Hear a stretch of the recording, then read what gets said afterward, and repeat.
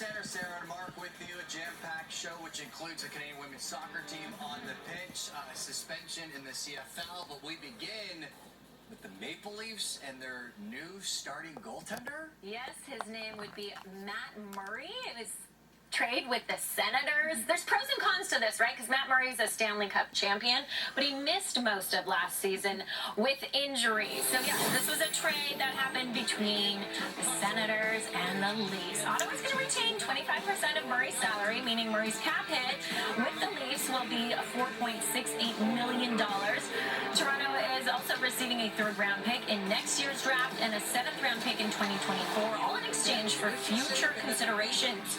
Murray played just 47 games for the Senators over his 2 seasons with the team, posting an .899 save percentage.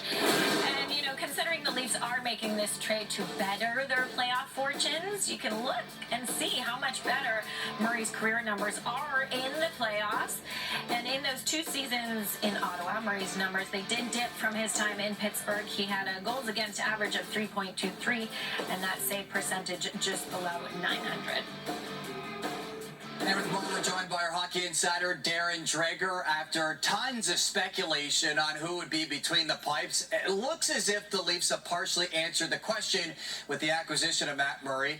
So, Dregs, how did this come together?